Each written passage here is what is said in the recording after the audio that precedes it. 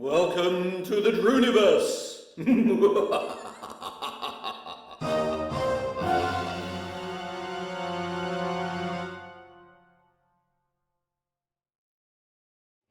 And welcome one and welcome all to the officially unofficial Elite Dangerous live stream with me, Drew Wager, your host for this evening. It's good to see so many of you in the chat. It's not safe with YouTube. It's never safe around here. You should know that by now. But we are good. Even the cat is watching with rapt attention. My dog is not.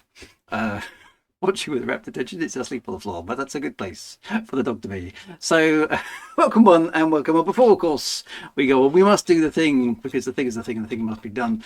We do have a packed program tonight, so we will be shooting forward with as much velocity as I can manage at my age, but we'll do the best we can. So, who's first in the chat? It's Cyberdime. In fact, a lot of the usual crew are just not visible at all this evening. I don't know what's going on there, but there we are. Cyberdime is first place. Orkney Sean is there as well. Good to see you, Orkney Sean. Thank you very much indeed for popping in early. D. Pittman is here as well. We have Latty ____. Can't you do something about those underscores, my friend? Wintermute GB is here. Of course, he is sliding into something like 5th place, which is a very, very poor show. But hey, what can you do? Biff by 81 is here. The Solstice Project is here with enthusiastic to-dos. To-do's. Always good to see you as well. Who do we have? We have the Haunted Loaf. It just makes me laugh every week.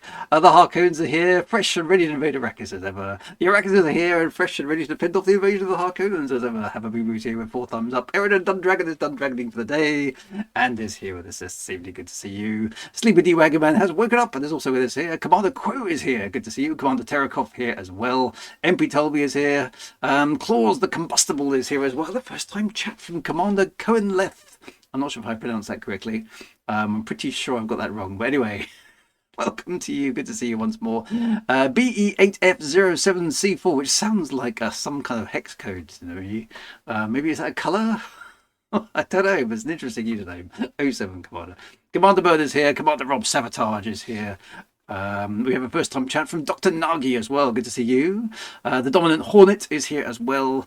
First time chat from Mu Problema as well. I'm getting all these new commanders popping into the stream. Good to see you as well. Electro Ace or Force is here as well. The Chris GG is here. Crispy77 is here. Top Shot is here. Frank Miner 2949er is here. Good to see you. Gondian is here. Gonda.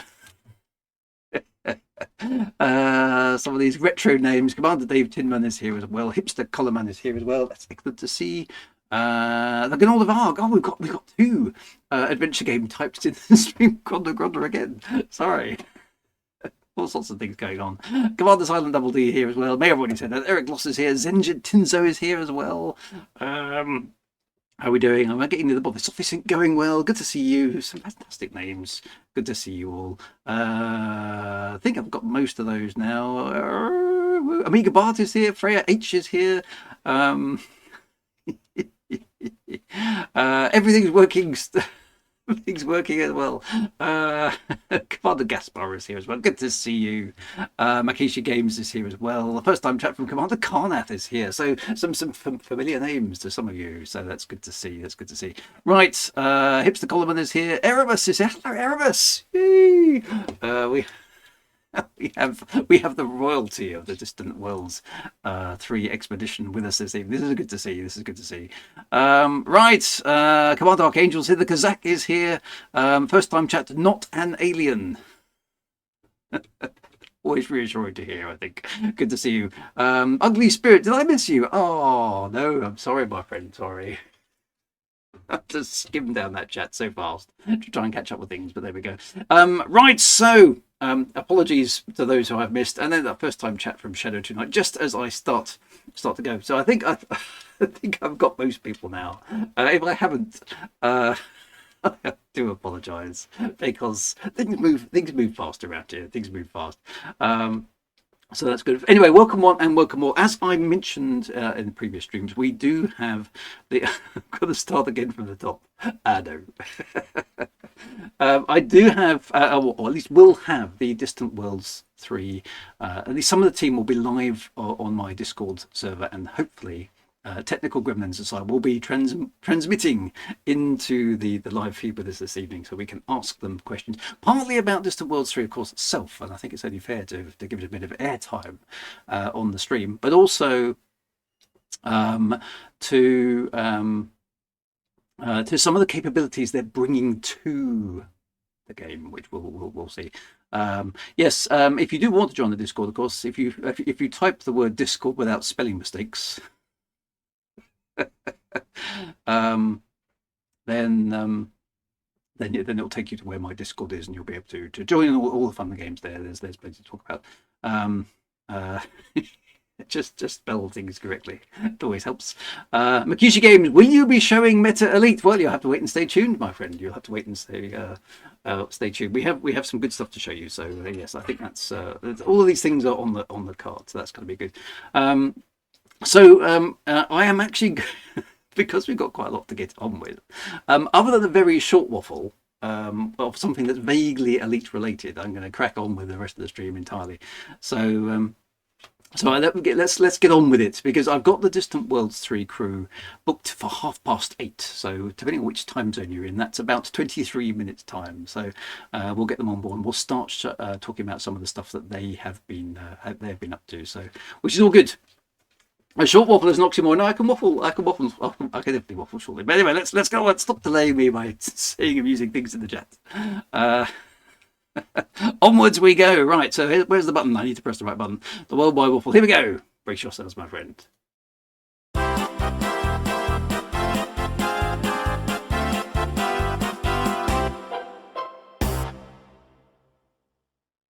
Right, that's enough of that silliness.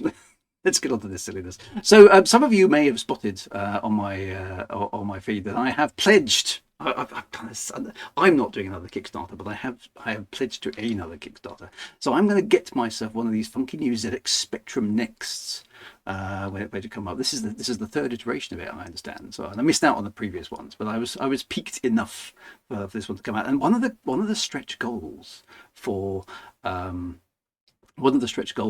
Spectrum Next this time around, at 1.5 million, which they're not all that far away from, is to reimagine an Elite-like space game. It's like, yes, just do it. Take my money.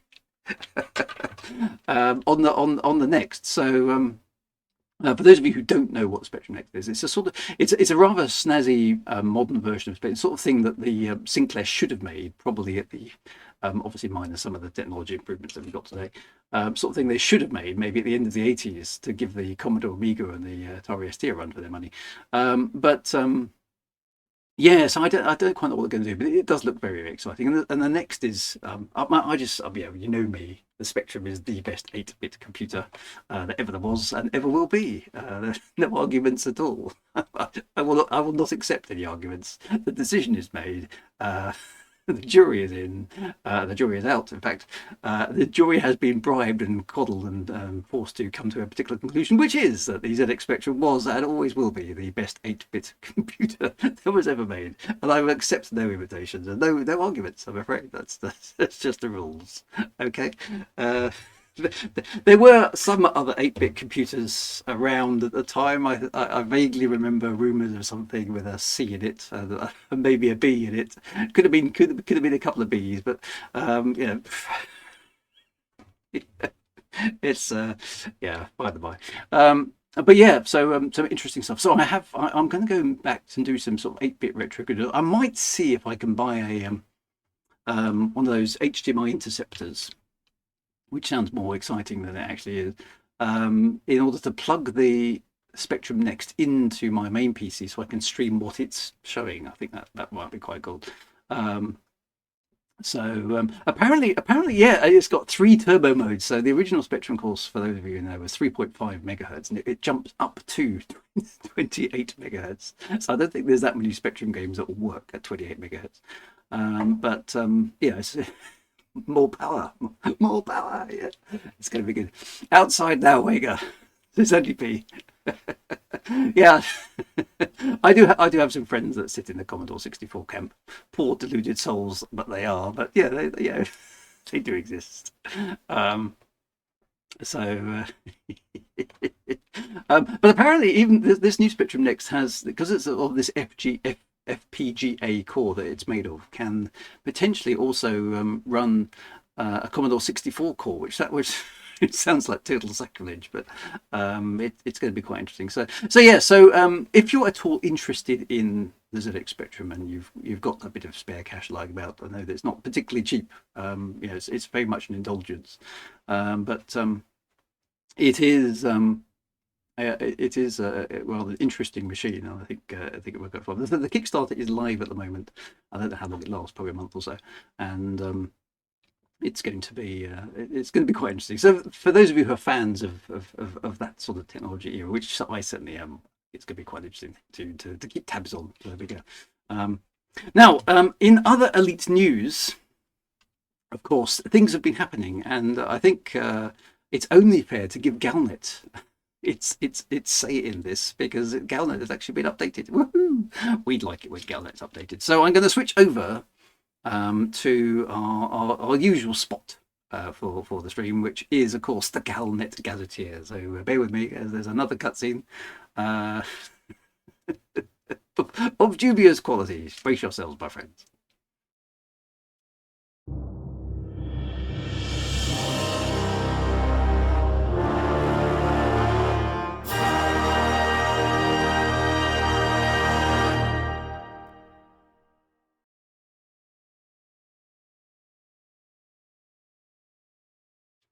Right, here we go with good old Galnet, and a little bit of text chatting up on the side of it. Where would I get the cassette player? Yeah, well, that's a good point. Actually, I've got a cassette player that I believe still works. I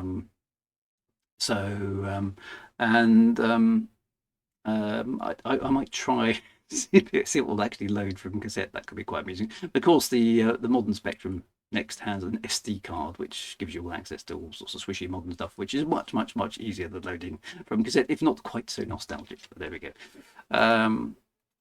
Right, so let me just take control of the Galnet newsfeed here, and let's have a look. So, interesting enough, this one was quite interesting actually. So Zorgon Peterson seeks support for Panther Clipper Mark II. So we did come. How do you rewind an SD card? Well, you sort of take it out and you get a pencil, right? And you do that. I must admit, just going back to the Spectrum for a moment, I only had a 48K Spectrum, so I think, despite my memory of it taking like ages to load, it was actually only about 4 to 5 minutes, because that's all it took to load 48K. I don't know, did many people, were there a lot of 128K games on cassette? I assume most of them came on the disc. I suppose there must have been some, and it was presumably a multi-loader, because of course an 8-bit computer can't access 128K all in one go anyway. It has to page it in and out. So nobody had the microdrives by then, because they were basically rubbish. It didn't work. So you have to drill a hole in the SD card so the pencil will fit. Yeah, exactly. That's exactly what you have to do. So, but yeah, I mean, I used to think it took 20 minutes to load a 48K game. Of course, didn't it? It was only about 4 to 5 minutes. Just felt like it back in the day. So there we go. Right. Anyway, so this was last week. Zorgon Peterson has issued a public call for support in the final production phase of the long-anticipated Panther Clipper Mark II. The heavy freighter, hailed as the largest solo pilot cargo vessel ever produced for civilian use, has encountered logistical setbacks. So they've had 10 years to get all the logistics sorted out. They still didn't manage it. Whilst the perpetrator has not been explicitly named, analysts have pointed towards retributive pirate operations following the Kumo crew's recent defeat in Beta 3.2. Those pesky pirates have been up to their tricks again. And a spokesman for Zorgon Peterson said, "We remain fully committed to launching the Panther Clipper Mark II on schedule, and with the help of independent pilot community, we aim to stabilize supply chains and defend our shipping lanes." Good stuff. Okay, so is this a CG that was kind of running to make sure the Panther Clipper arrived? Oh yeah, it is. Pilots have invented the support initiative from so-and-so system in the so-and-so system. God, I have no idea how to pronounce some of these. Assistance is requested in 2 forms: deliveries of superconductors, polymers, and gallium to the station, and anti-piracy operations to protect transport convoys en route. Oh, and you get a gold paint job and a special decal to pilots supporting either initiative. Excellent. So there you go. I'm sure some of you must have spotted that and gone to get it. So that's good. First time chat from Anarchy Andy as well. There's another Spectrum fan there, the Dizzy series. Excellent. So yeah, so you do get there were some special options. It's quite nice that they're doing sort of things like that. The thing that I really rather liked, which we'll come on to in a moment, is the paint job. We will talk out about the paint job. The only problem that I have with it, as we spotted last week, is they haven't put the apostrophe in Owners Club, which I'm very, very, very upset about. From all accounts, it is. Isn't decal pronounced decal? I've always pronounced it decal, but that might be me. Wintermute will tell me I'm wrong, because A, he always does tell me I'm wrong, and B, I probably am wrong. So we'll see how it goes. It's a regional thing. Am I allowed to get away with that? I don't know. I'm Canadian, but come from the south of England, and now I live in Scotland, so I'm a bit confused. It's pronounced decal or decal. Tomato, tomato, tomato, tomato, tomato, tomato. I don't know. It's the problem with text, isn't it? You can't tell anything. Anyway, moving on. Let's get back to the summary here. And then, surprise, surprise, the next story is that Zorgon Peterson does successfully launch the Panther Clipper, which is good. It's pronounced shiny sticker. I think that's very good. Commander Dave Timman says they did put a small Easter egg in the PC Mark II at the front of the bridge on the right in the form of a model of its older brother, the Mark I. Oh, I like that. That's nice. So I imagine that CG was fairly popular, given that A, everyone wants the Panther Clipper to actually happen, and B, getting a shiny decal for your Panther Clipper is a nice thing, isn't it? So Zorgon Peterson has officially announced the release of the long-awaited Panther Clipper with an initial run deployed for purchase amidst ongoing production issues. The Panther Clipper is described as the largest and most advanced heavy freighter currently licensed for civilian use, with a focus on maximum cargo capacity and long-range endurance. It is expected to redefine logistics operations for independent pilots, corporations, and faction-aligned haulers alike. Basically, it's jolly large, and it holds a huge amount of stuff. Okay, so it's 19,000 ARCs for early access. How much is 19,000 ARCs in actual money? Okay, the CG is still open, is it? Okay, so we might just run 1 ton of cargo just to get it. About £10, £9 maybe. Okay, so it's not outrageous, but there we go. So the CG finishes tomorrow. So okay, if you want your Panther Clipper Owners Club minus its apostrophe badge in gold, which is very nice, then sign up to the CG quick. Final specifications include a maximum cargo capacity of over 1,200 tons, giving it the same capacity as a fully laden Type 8 and Imperial Cutter combined. And that is actually quite chunky, isn't it? It is also the first ship that can be equipped with the Mark II cargo rack, or Mark 11 cargo rack. Mark II, I'm not sure. A spokesman for Zorgon Peterson, who's been extremely busy in the last week, for the first time in years, offered the following statement. This is a proud moment for our entire team. The Panther Clipper relaunches following decades of development and adaptation to the growing needs of the pilot community. A new wave of system colonization offers a perfect time to present the Panther Clipper. The ship's launch schedule has been recently threatened by renewed pirate activity. We dealt with that. With key supply chains disrupted in the Al-Aeba system, Zorgon Peterson has issued an urgent call for independent pilots to secure shipping lanes and deliver vital components necessary for production. The Panther Clipper is available for exclusive purchase initially and will transition to standard shipyard inventories at a later date. So get out your ARCs, get out your checkbooks, get out your PayPals, get out your Google wallets and your iPhones or whatever it is that you use. Buy ARCs, everyone. And get yourself a shiny new enormous ship. Is the message. I think that this Galnet article is trying to impress upon us. Okay, I think all the previous comments about yeah, the old pay to win and transactions are still valid, and I hear them. I think it's basically entirely up to you to find folks as to whether you wish to buy a Panther Clipper early or not. I haven't yet at this stage, but I must admit, having seen the next thing, I was I was quite tempted,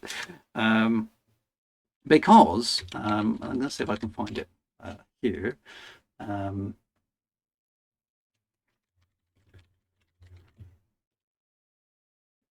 me just find it. There is there a... Yes, there we go. So let me pop this up on the screen. I think it pretty much speaks for itself. They've made a Pink Panther. I mean, I think. I mean, this is. I must. When I saw this, I kind of went, yeah. It's utterly wrong, and yet entirely correct. I mean, I think I should buy one and just be. I mean, we did this joke ourselves, didn't we? A few months ago, when we went to the done system. So for those of you who don't know, check out the done system. I'm just going to type the name in the chat just so you can look it up. Go and check out the done system in Elite Dangerous, because we found a done system. We went and built an installation there using the new colonization mechanic. So not only has Frontier now joined us in that joke, yeah, we were ahead of the curve, but now there's an actual Pink Panther to join us in the done system. So I think yeah, all circles have been closed. I think it does actually look quite good in that color. I'm not sure if I can cope with a pink spaceship. Part of me sort of say no, it shouldn't be done. It shouldn't be done. And part of me is going to go, yes. So I mean, so there are going to be some other colours available. I understand it. So something perhaps a little bit more toned down. But I'm kind of glad there's a Pink Panther. It's just funny. It's just funny. So yeah, I'm almost tempted. I must admit to get a Pink Panther. Just park it in the done system. So there we go. All sorts of. So yeah, so the Pink Panther or the Panther Mark II, the Panther Clipper Mark II, shall I say? It is definitely positively pink. A ship kit with little ears and maybe some shady looking eyes and a tail. Why can't we have a tail? First time chat from Geronimo there. I am a bit late. Did the Star Wars 3? No. Distant World 3 stuff, I haven't already. No, the Distant World stuff is scheduled for about 5 minutes time, my friends, so you haven't missed it. We're bringing the Distant Worlds 3 folks on at 8:30. And we're going to be talking with them about Distant Worlds 3. Yes, it needs a waggedy tail. I mean, it's in the law, right? It's in the law. Waggedy-tailed spaceships were a thing 50, 60 years ago in the Elite Dangerous timeline. So I see no reason why they can't make a comeback. We've had many things in the last few weeks. We've had spinning nacelles in the Corsair. Very, very excited about those, I was. So I think, what was the ship from Frontier First Encounters? It was the...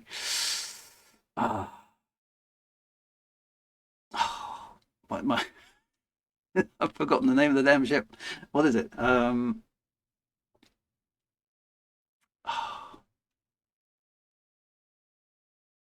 It's the Alliance vessel. What's it called? Somebody must know. What my Frontier First Encounters knowledge is bereft. No, it wasn't the Clipper. No, it was Turner's Quest. The Quest. That was it. Turner's Quest. The Quest class starships from Frontier First Encounters. They were the best ships in the game back then, which had the most peculiar feature that on the ground they were static. But when you took off and raised the undercarriage, they had a tail that did this. For reasons that We're never entirely clear. It had a waggedy tail. So here's Frontier's opportunity. Bring back the waggedy tail. It's in the law. It's definitive. You can't you can't say that. So he could put a pink waggedy tail on the Pink Panther. I think that would be good. So yes, Turner's class quest ships. I think it was. So that's quite good. Dear.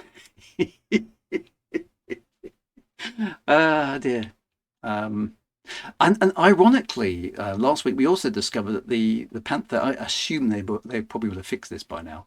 But the Panther, the Clipper Mark II, could, from its top forward hard points with a particular type of fixed beam weapon, could shoot through its own hull, which was a delicious irony. Apparently, it's been fixed, which is a shame. But I think that fair enough. It could shoot through its own hull, which is oddly reminiscent of the Frontier Elite 2 Panther Clipper Mark 1, which could also shoot through its own hull. So it's the law is being honoured, not only in things that are being delivered, but in the type of bugs that are being made available to us as well. I just think it's absolute karma and poetic justice. It's fantastic. Is that why it's got Clipper in the name? Because it clips itself. It's a clipped clipper. Fantastic. They have fixed I think they fixed it. I really think they did. Do you think they did? Just as a little nod. I wonder to see if anybody would spot it. I haven't heard anybody else mention it being in the law like I did, but who knows? Maybe it was a developer's joke, which is pretty subtle, but I like it. If it was so. If any of the devs on the Panther Clipper are watching this, and I appreciated the bug. Okay, thank you very much. I thought that was very, very good. Right, it is time, my friends. Let's start thinking about Distant Worlds 3. So what I'm going to do is I'm just going to shut this slot down. I know that some of the Distant Worlds 3 people were in the chat. So if you guys can hop across to my Discord, we'll try and do. We'll see if we can get a sound check working in the first instance. Make sure it's actually up and running. I'm going to go over to my Discord and see if I can make this work.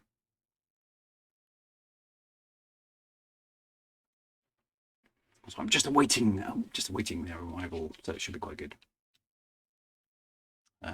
So we've got a raid. Raid's even better. Thank you for the raid from Mr. Warpath has raided with a party of 66. 007. There we go. Thank you very much for the raid. This is very good. So who do we have? Well, Mr. Mad Dog. Hello, raid. Kilted Jedi. Oh, that's a nice mix. A sort of Scottish Jedi type affair. That's very, very cool. First time chat from No Pizza, No Glory. That sounds like my kind of things. The Kazakh is here.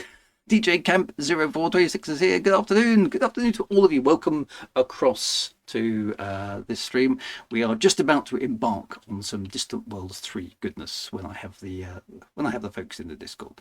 So if there's any trouble joining that, my friends, just let me know in the chat on the stream here, and I will see how that goes as well. Games on BCZ is here. 51R3N is here. Commander Chiron is here. Lazarus _NMS is here as well. 07 Commander. And a jaunty Vulcan salute. What was the name of that one atmospheric ship from the older games? That was the Moray. So we haven't seen a Moray at all, actually. Invite link is having issues, Drew. Okay, let me see if I can invite you again. Andrew, can you hear me in the Discord? Yes, I can hear you. Fantastic. Okay, here's the next thing. Can folks in the stream hear Andrew when he's speaking? Just say something again for us there, Andrew. Hi, folks. Happy to be here. Fantastic. It is working. Yes. Very good. Very good. Hi, Drew. Hi, everybody. Fantastic. Right, I'm going to introduce you guys. Thank you ever so much. Apologies for the technical hurdles there. So that's good. let me just boost the game sound bit. I may have to wind the game sound down a little bit in a moment, but we'll figure that out in a moment. With me this evening, I have from the Distant Worlds 3 team, I have Andrew Gasper and Commander Carnath. So, guys, can you? I mean, for the purposes of the stream and the audience we have on tonight, I'm going to start with you, Andrew. Just give us 30 seconds. Who are you, and how long have you been associated with Elite Dangerous and things like that? Right. I'm from Germany. I've been playing Elite Dangerous since, well, launch basically. I played the other Elite games in the 80s and in the 90s, so I'm an Elite Dangerous or an Elite fan. I was recruited very early by Aramus to the Galactic Mapping Project, been with the Children of Raxxla, been on the Distant Worlds expeditions, so I'm an avid explorer in this game, and I'm happy to be meeting you all again on Distant Worlds 3. Fantastic. So you're absolutely a veteran of Elite from decades ago, which is great to hear. Fantastic. That's fantastic. Carnath, I suppose the same question to you, my friend. Give us 30 seconds on yourself. Yeah, very much the same as Andrew. 80s kid, grew up on the ZX Spectrum. Best 8-bit computer out there. Followed Elite all the way through. Been playing Elite Dangerous since its launch. Again, member of the Children of Raxxla since late 2016. Followed the entire path through Elite Dangerous. Massive explorer. Been on the Distant World admin team, Distant Worlds 2, Distant Worlds obviously now 3. And yeah, very happy to be here and very nice to meet all you guys and girls. Fantastic. So there's lots of shared history here because obviously the Children of Raxxla featured heavily in certain events of yesteryear. So we won't go back to there at the moment, but it's good to have you guys on board. Fantastic. Thank you. Remember. Oh, we do remember. Excellent. That's always good to hear. And question for both of you. I mean, choose whoever you think is most appropriate to answer the question. But Distant Worlds 3, then, for those, for anybody who's been living under a rock in terms of Elite Dangerous, what is Distant Worlds 3? Why does it matter? What is it for Elite Dangerous? Tell us why we should be excited about Distant Worlds 3. Go on, Andrew, you can go. Put you all on the spot. Okay. No pressure. You have to interrupt my monologues if they are just too long. So Distant Worlds is or has been a series of deep space explorations. They started in 2016. I'm not going to give you the Elite Dangerous years because I always mix them up. They were started by Aramus. They were started by Aramus when he came back from his first galactic crossing, and the aim was to get as many players interested in going out into deep space, explore cool stuff. It was tied to the emerging Galactic Mapping Project, where we try to map interesting spots for all those players that would come after us, and the aim was to get on the other side of the galaxy in the Czechia sector, which to the system that would later be Beagle Point, which was, I think, at the time the furthest place you could get to with the hyperspace capabilities of the ships of Elite Dangerous back then. Is that right? At the time, yes. There were two or three routes that you would have to take. One was for the Anaconda, which you could get to, I don't know, I think it was 41 light years back then. Yep. Remember, it was 2016. There was another route that was for 33 light years range. So there was no FSD booster, no Guardian tech. I'm not even sure. Yeah, we had Jumponium. It was very new, and it was quite a challenge to get there. So yes, it was real pioneering days in that sense, wasn't it? Because I don't think even the route plotter was as sophisticated then as it is now. So actually, No, it was pretty manual plotting yeah. we were doing. So it felt I think it was 100 light years or so. yeah. So you were really pushing. It was difficult. Yeah, it was difficult back then by comparison, I suppose, to now. So yeah. So okay. So Distant Worlds 1, and then Distant Worlds 2 was significantly more ambitious, I suppose. Yeah, that one is for Karnath. So I can drink Yeah, my tea. Fire you can across. drink it. Yeah, Distant Worlds 2. Obviously, we expanded. The team grew. Well over 40 team members, and it became one of the biggest known events, player-led events. I think in Elite's history. I don't think it's even been think- surpassed, has it? It still is, I believe. I don't think it has. No, Yeah. I don't think it has. I think it is. It's still the largest community effort known so far. Lots of media interest as well. We had lots of media people taking part with the events en route, base camps. Well over 14,000 subscribers to the event. And I think it's probably, I know Aramis, he'll say he still gets messages today from people that went on Distance World, and it was just a complete and utter game changer, and some life-changing moments for some people as well as friendships that were made on the journey as well, which have just lasted the test of time. An amazing experience, and I hope we can bring back those memories and fun times with Distance Worlds 3. Fantastic.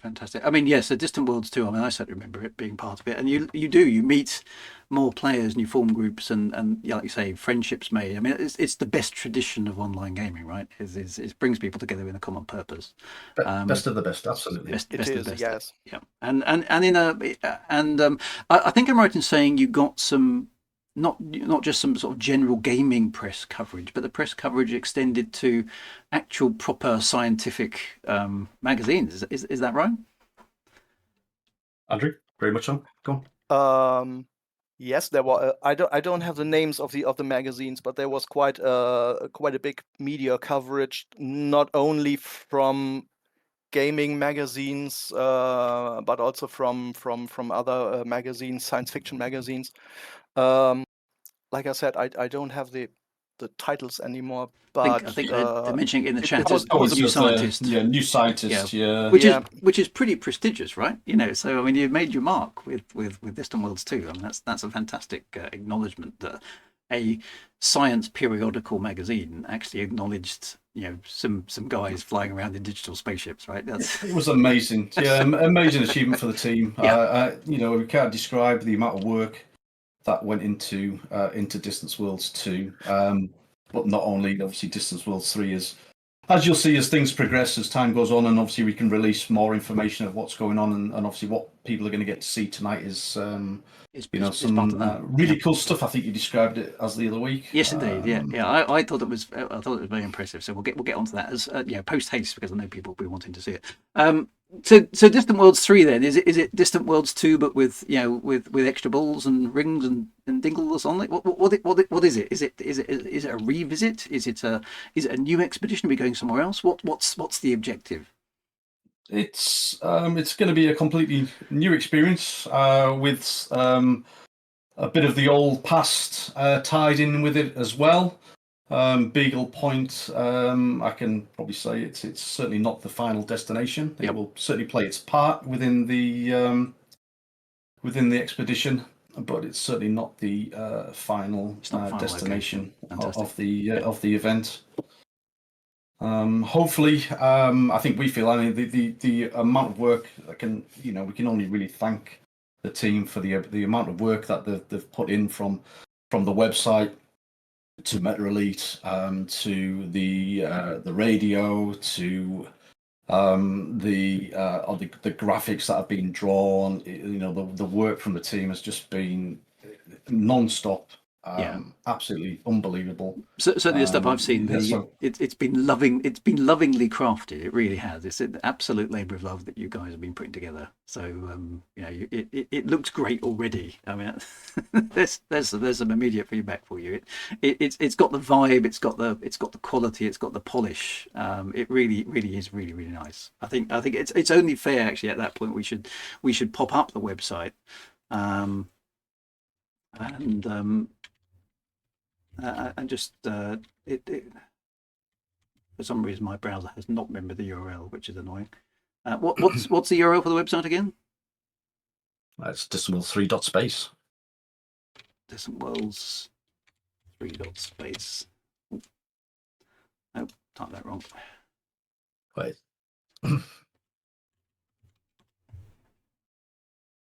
No, that's still wrong.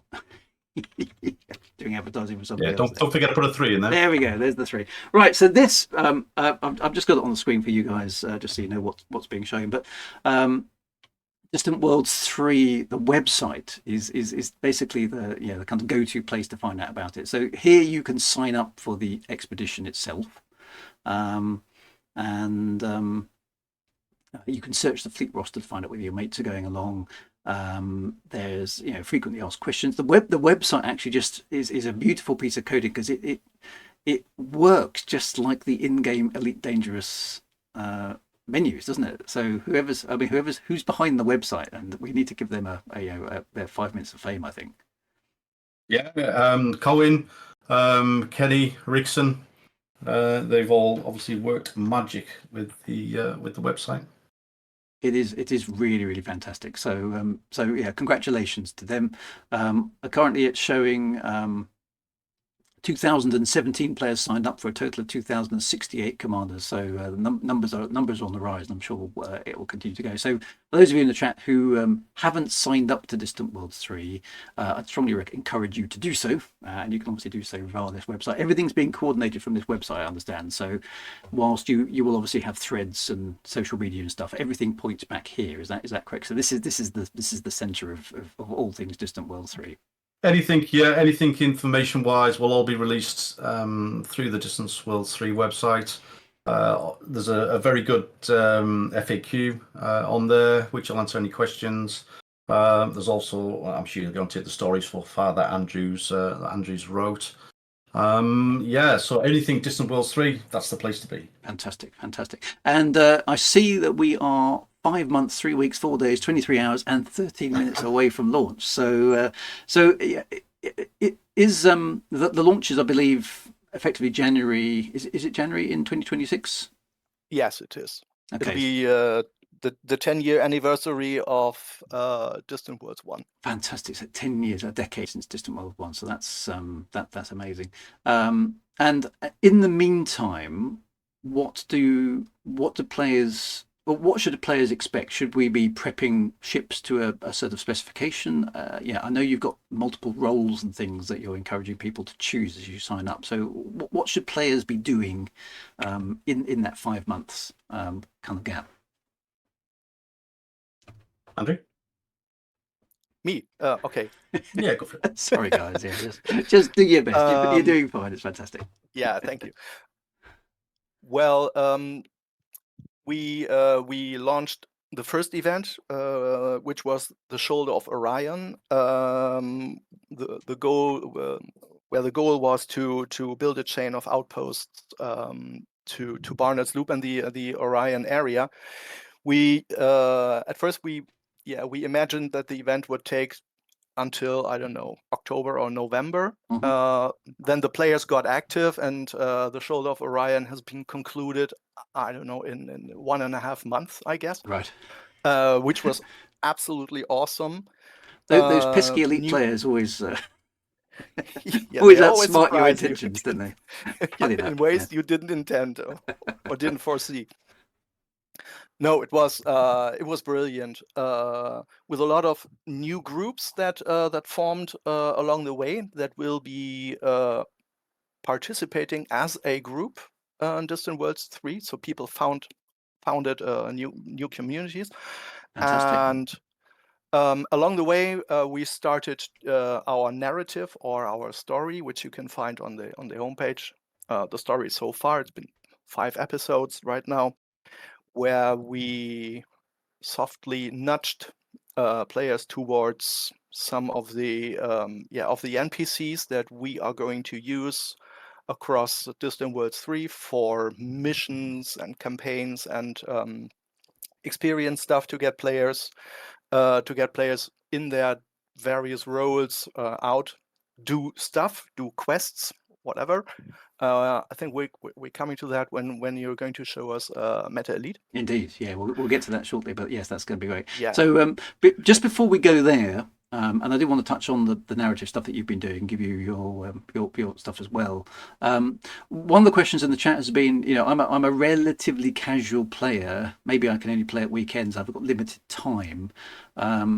Can I still take part in Distant Worlds 3? I mean, will I be able to keep up with what's going on? Are there options for people who aren't, chained to their PC every evening, maximizing their exploration builds? Yeah, there's people still out there finishing Distance Worlds 2. Still haven't made it back. It's that haven't made it back yet. You can take it at your own pace. There's no rush. It's not a race. It is literally just a nice expedition across the galaxy. And I say there is obviously stuff that takes part at certain days, and there's certain points where you'll need to make waypoints sort of stuff. But there's no particular rush to complete it. You can still do it at your leisure. Fantastic. So in combination with the different roles that will be in the game, so it's not just exploration and long distance travel. There's other things to do along the way that you've already mentioned. Plus the fact that you've been sensitive to players who are, have time sensitivity. Dads that game who maybe have young children or something like that. All of those different types of players, right? That's right. Yeah, as Colin's just mentioned in the chat there, there's if you want to, be at a certain place, we've got obviously fleet carriers that are, coming along the journey with us as well. Official Distant World 3 fleet carriers. You can more than welcome to hop a ride on there, and that'll shortcut things a little bit for you. Yeah, take a shortcut. Yeah, absolutely. Fantastic. So, Andrew, going back then to the story so far. So, Distant Worlds 1 and Distant Worlds 2, although they were publicised, I don't recall that much in the way of a story associated with them. So, tell us what your thinking is here and what you've been doing with the story so far. Okay. On Distant Worlds 2, 2 of the milestones were the construction of an outpost and a mega ship in the galactic core. Yep. That was sort of the background story that we used, and we had our community goals there, courtesy to Frontier, and there were 2 companies involved. That's Transorbital Dynamics and Deep Space Surveys. So we picked up those 2 organizations again, and they are, so to say, the starting points for Distant Worlds 3 for the narrative. Okay. So they are basically, the old man in the tavern who hands out the quest, go out into the world and explore stuff. Fantastic. So, yeah. It's a cliche, but it works. It's good. Yeah. And since we now have this new application that we want to introduce in the coming weeks, MetaElite, it gives us the option to create missions or campaigns, so series of missions that are tied to a narrative or a loose story, and that's the way we want Distant Worlds 3 to play out. There will be different topics: exploration, fuel management, technology stuff, exobiology, and these events or these campaigns will all be tied to a narrative that will evolve as we are out there on the expedition. And the 4 official fleet carriers will be focal points. That's story-based, where most of our story NPCs will be, and where people will be able to accomplish their missions. So there's really a background story going on. Thank you. It's those are 5 episodes right now where we are.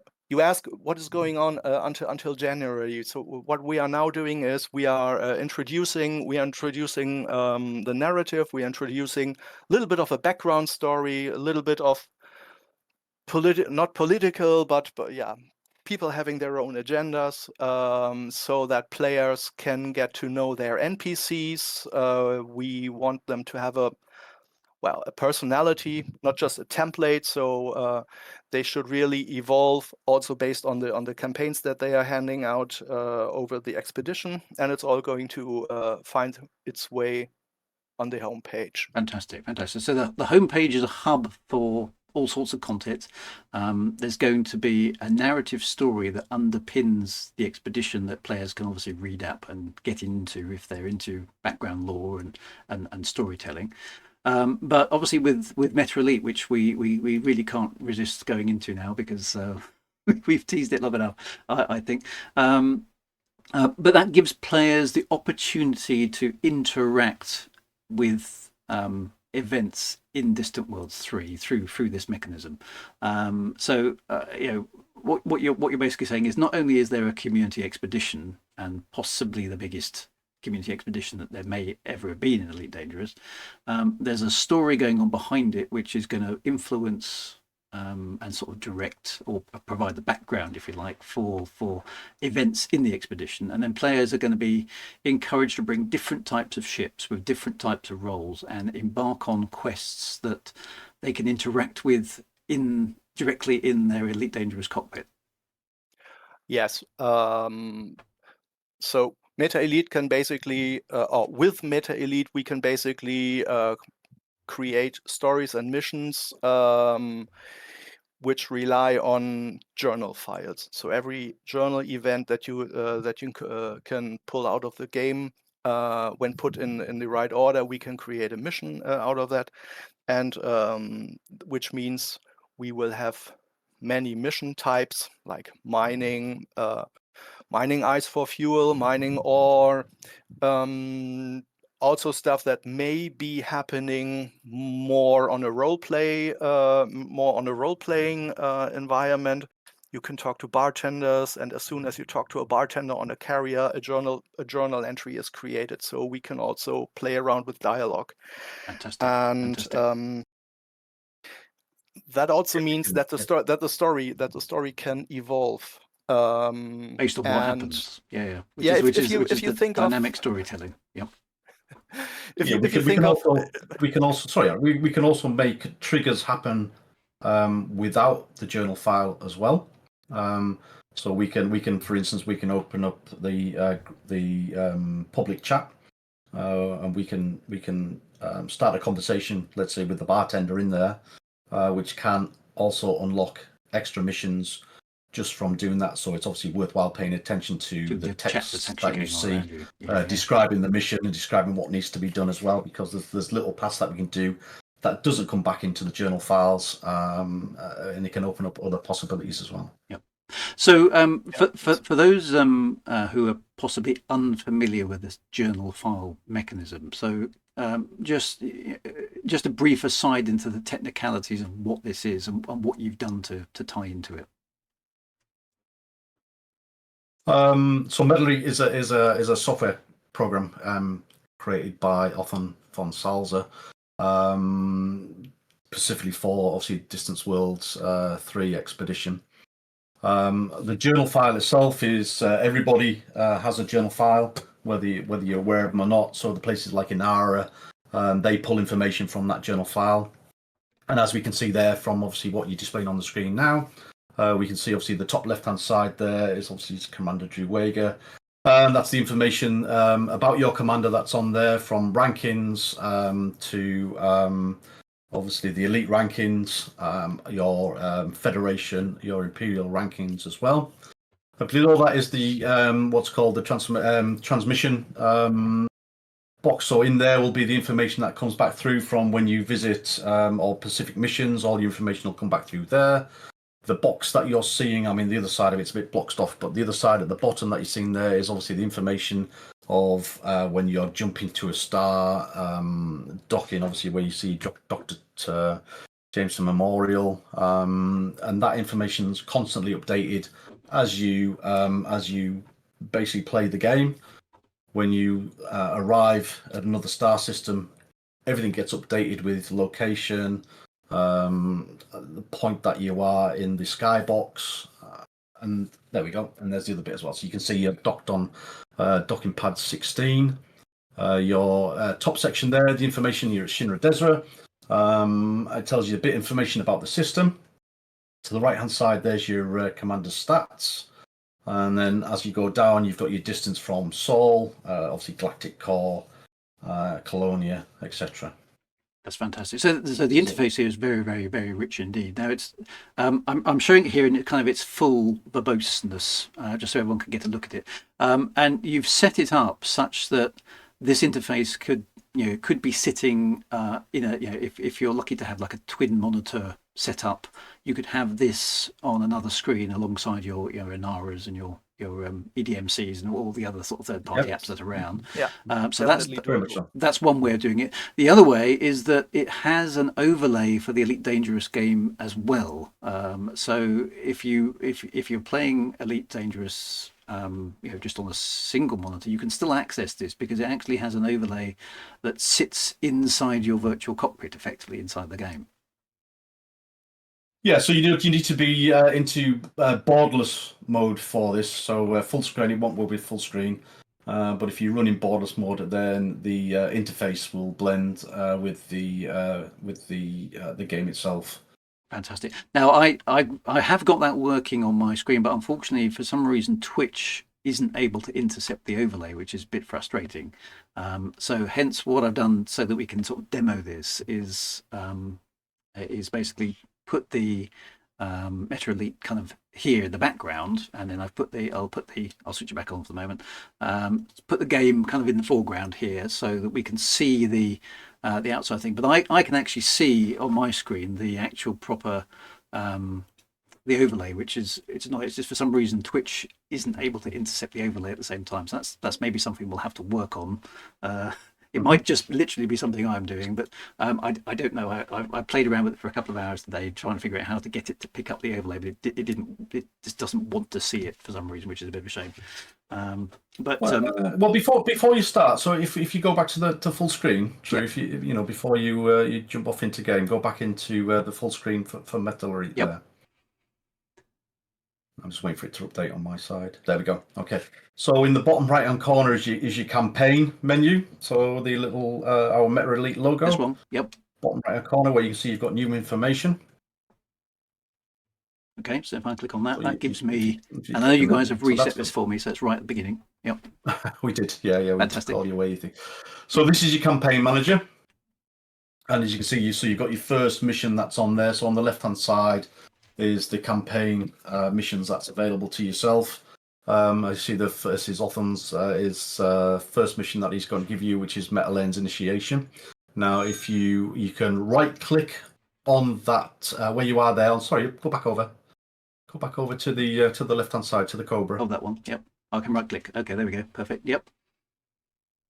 So if you right-click on that, and that will expand. There you go. So that expands. This is the main campaign.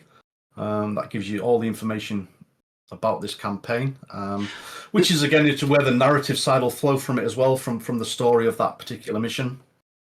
So you've integrated this into effectively into the lore. So you've created a new piece of technology for the universe of Elite Dangerous, which is the MetaLens, which is effectively a kind of eyepiece that you would install inside your sort of Remlock survival mask or something similar to that, which allows you to see an additional layer of information that you otherwise wouldn't see in the game. All in intergalactic real time. Yes. Fantastic. Yeah. Yes. Yeah. So that's the hand wavium of how this has appeared. We are the quantum entanglers. Yeah. Fantastic. Which I think is a nice, elegant way of doing it. It's very good. So you can have this interface up and obviously manage things from here, but you will also be able to manage it from the, just from the cockpit of your starship as well. Yeah, as I say, they'll be all flicked between both. Obviously, for this type of information, that won't be in the overlay. Yep. It'll be the messages that are coming in from the overlay, which obviously I know you've seen. Yes, indeed. Yeah. Which unfortunately we can't get it with today. The overlay allows you to just have that information in front of you. So what's nice about this is you've got a kind of rich, very frontiery, like very Galnet, very in-game feeling UI in terms of the way it works. Which is obviously showing me here that there's only the one campaign here right now, but of course there can be more, right? And you've got very much so. Yeah, it's unlimited in campaigns. Obviously, what we plan to do, obviously after the Distant Worlds mission is over, we're going to release this publicly with a front end editor where people can create their own adventures, should I say, in game, purely designed for story writers, people that do love to role play. All this has to offer, it's limitless. It's your imagination. Yep. Anything that can be created in the journal files that you can make it into a story. And as I said, it's a fantastic bit of kit, and hopefully it is remarkable. I think maybe as we demo it, I think people get it. I think they're already impressed, but I think they're going to get it even more as we see what it can actually do. Yeah, maybe to give you a little bit of a background, since MetaElite has been in development since I think it was 2019. 2020. Yeah, 2020. with on and offs, obviously. And it was originally intended as a recruitment tool. So you said we're not going back to the Children of Raxlar days, and I agree. Okay, but we wanted to use this as a recruitment tool for new recruits to send them on a journey, give them experience points for visiting the Surara and the INRA bases. So that's where it all started, and then it evolved and evolved and evolved. Frontier released more API or more journal files, so the developer Ozan from Salsa could do more with it, and that was when we all decided we would integrate it into Distant Worlds.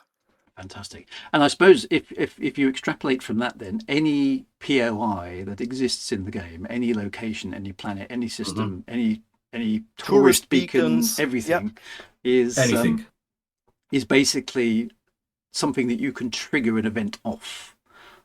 Yes. And obviously collaborate as well with other players along the way. Yeah. So are there effectively combined missions that you need to achieve with a bunch of people, or is it an individual commanders? Yes. Nope. It's designed with community in mind. So when we built the Shoulder of Orion, obviously it wasn't ready in time for that, but that community effort that could be created within MetaElite. So you have either a mining, or you've got to build an outpost. All that can be done cumulatively, and it will keep a live track of everybody that's obviously running MetaElite at the same time. Yep. It'll keep a live track of the commodities, whatever we're asking for to build that outpost. That'll update in real time until the mission's completed, and obviously everybody that's taken part in that mission using obviously MetaElite to track it, then obviously they'll be rewarded with. At the minute we're limited to XP, but we are looking obviously to do more with that to make the rewards a little bit more substantial, meaningful. So obviously, in an absolutely ideal world, you'd be able to hand out decals and in-game rewards, which obviously would require some collaboration with Frontier to make that work. But at this stage, XP is what? Is it? It's effectively a counter, or can we? Does it give us MetaElite? Things like reputation. Reputation. Things yeah, like so you've got Anara, reputation with the mission. Sorry, Andrew, go on. It's for personal reputation, to keep track of all the personal missions that you accomplished, but we will also have campaign XP, which is a little bit, if anybody is familiar with No Man's Sky, where the community, where the community can accumulate expedition or campaign experience points. So you get kind of a progress bar how this campaign, well, let's say explore the O-course sector or whatever, scan down 1000 Titori stars. That would be a campaign. Yep. And with 100 or 200 or 300 players, scanning down the Titori stars, you would see a progress bar for this campaign. So there's a really there are really personal experience points, and we will try to reward them in some digital way. And there will also be campaign progress, and if the campaign progress is met within a specific time frame, the future NPC behavior will change, and I will keep it like that. Fantastic, So, fantastic. That sounds very exciting.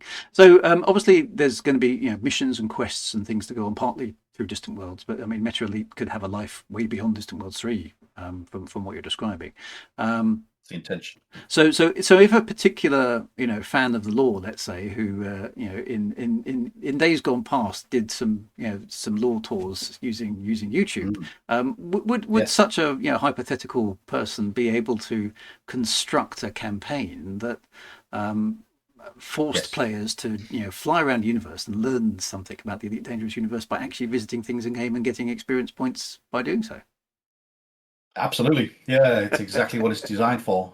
It's a storytelling machine. Fantastic. That sounds very exciting. It gives people some ideas as to the possibilities. Fantastic. Brilliant. Okay, well let's start on a campaign then. So talk me through what I've got to do. I think I've just clicked on the active button here. So So you activate your campaign. That looks like it's done. Okay, so I've now clicked down. So I've got to, based on this, I've got to calibrate my MetaLens to the main server. So you're sending me on a quest, like an introductory. This is like a training level. Let's be fair, but Yes. Yes. it's a nice lore-y way to do this.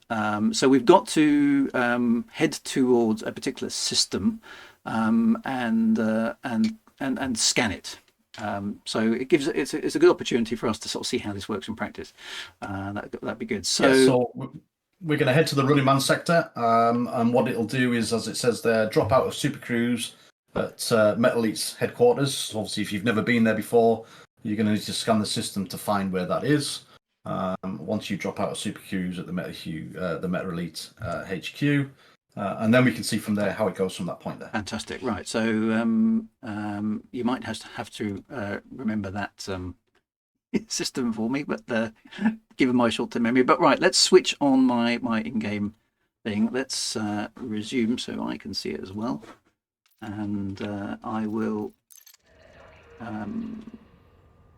now, for those of you, unfortunately, you can't see this on my screen, but what I have basically up here, in the middle of the screen, at the center, at the top of the screen, is basically the mission is showing me there. It's telling me that I need to go to MetaLens initiation, and I've got to drop out of Super Qs at Elite HQ. So I'm going to go and do that.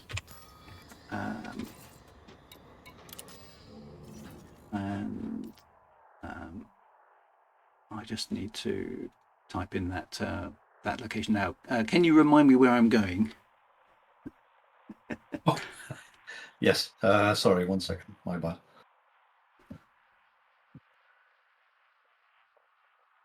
Right, so you want to be Running Man sector. Yep. Alpha Lima dash X-ray. Yep. Space Charlie 1 Charlie 1 dash 11. That's 11. Right, got it. Okay. Okay, so let's head on over there. It's 19 jumps. It'll take me a little while, but we can talk about the rest of it as we're going. So I'm in my Mandalay, so it's a nice happy ship for getting that far. Yeah, we were panicking earlier because we thought you were stuck in a sidewinder at Jameson Memorial. Stock sidewinder. Yeah. That would take a little bit too long. Let's fire this on through. So I suppose as we're talking about this, then I never exit the station safely. I always cross street. So yeah, I've got a nice interface on the screen, as I think I was mentioning prior to just launching there, which is a nice way of integrating into the cockpit. Yeah, you should have your active mission in the top middle section of your screen, I think. Excellent. I'm just going to bring the in-game sound down there just to play. So yes, I can see that. It's a shame that the Twitch is not picking it up. Is there a way to see that in the main interface here, by the way, on MetaLens? Let me just switch the game off for a moment. So is it telling me that on this interface? No, that's in your campaign menu. So if you can right click on your campaign menu at the bottom, because the green plus sign means you've got new information in there. So you can also right click on that, and that'll bring up the mission files. Ah, right. Okay. So that's telling me what's actually going on. Okay. So that's some of the information that I'm getting in my cockpit. Can I take a screenshot? That I might try that for the benefit of later on, but I'm just wary of getting lost. And I do want to get across to see how it works. So let's do that. Hopefully that's adjusted the game volume down a little bit so it matches the rest of the stream. Just seen a question there from Freya. Does the overlay behave on a obviously super wide 21:9 screen? We've still got things to test at the minute, so I can't guarantee that. I not know that we've tested it on super wide at this moment in time, but I'll get back to you on that one. Fantastic. So yeah, you're at a sort of 0.42 version of MetaElite at the moment. I understand it. So it's there's still work to do, but it's pretty close to a working version. There's still a little bit of work to do, or quite a bit of work to do. The good news is, I think, for everybody that this version that you've got here, what we'll do probably towards the end of August, we'll publicly release this version, so anybody can test it, try it, get used to it. So obviously when the day comes around that we launch, people have had a chance to familiarize themselves with how it works, and what to expect from it. There'll be just, I'd say, the missions that you play now, the demo sort of missions, and then hopefully it'll be a very comforting old friend when we launch. Fantastic. I mean, I must say, looking at the overlay on screen, it is frustrating that I can't show it, because hopefully we'll figure that one out as time goes on, because it would be really nice to show it in all its glory. But it looks, I'm just going to describe it visually for the sake of people on screen. So basically, in the gap in the canopy at the top of the screen, there's a bunch of orange text in that space, which is exactly on brand for the rest of the user interface, which basically at the moment says MetaLens initiation 0 of 2. So it's giving me like a progress indicator, and it's telling me I've got 2 tasks. I've got to drop out at Super Cruise at the MetaElite HQ, and I've got to wait for a technician to finish the job. So the mission structure is being displayed on top of the screen. Yeah, Makisha Games, I will look into this a bit more carefully. The reason I'm not capturing the entire screen is because I've only got one monitor on this set at the moment. If I capture the entire screen, I'll get an infiniteness of Drews disappearing off, because I've got the Twitch window open as well. So I was hoping that Twitch was smart enough to capture the overlays as well. It does actually have an option to capture overlays, but it doesn't seem to like the MetaElite overlay at the moment. So I'll see if I can get a supplementary small monitor for that exact purpose at some point, but I don't have one available to me at the moment. So the question for you guys, in terms of VR, will it work in a VR environment, or is that a feature for the future? That's Oh, That sounds like a big answer. Lee, but yeah. to be continued. I am not authorized to answer this question. Yeah, to be continued. Fair enough. That makes sense. For those of you who haven't seen the, what I think is quite nice, I rather like the diagnostic window at the bottom there, which is basically tracking my progress, because obviously it's reading the Yes. journal file in real time, isn't it? So Correct. In the bottom left of the screen, you can sort of see like a text log of my progress through space. Yes. As MetaElite is reading the journal file on my system. Absolutely, yeah. We can also create campaigns reference position in the skybox. So if we wanted to map out a certain system, via voxels, we can do that as well. It's like I said before, it is limited as to what we can do for what's recorded in the journal files. We can create, and you'll be able to create, obviously, in the future. Anything you can basically think of doing that's logged in the journal file, and a few little added extras as well. Fantastic. Right, I've managed to take a screenshot.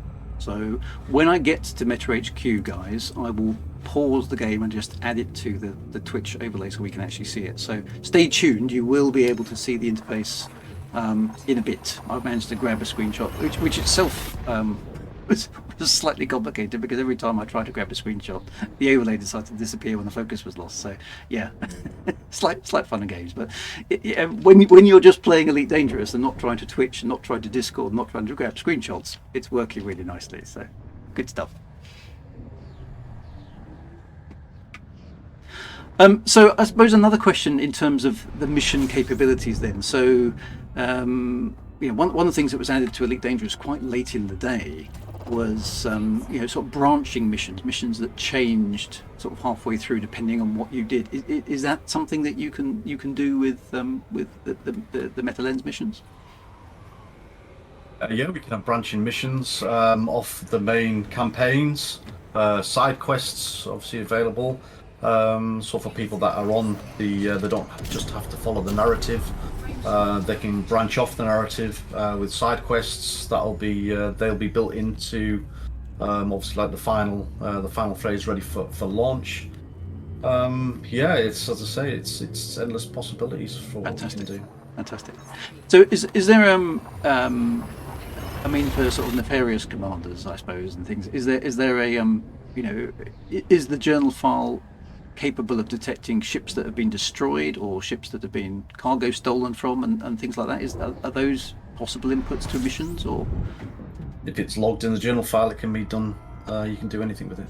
Fantastic. So anything that basically gets tracked, so could be a trigger, a rank change or anything or anything. Mm-hmm. Basically, it's the journal file that the API information that Frontier allows us to see effectively, that is the limiting factor on what we can work with.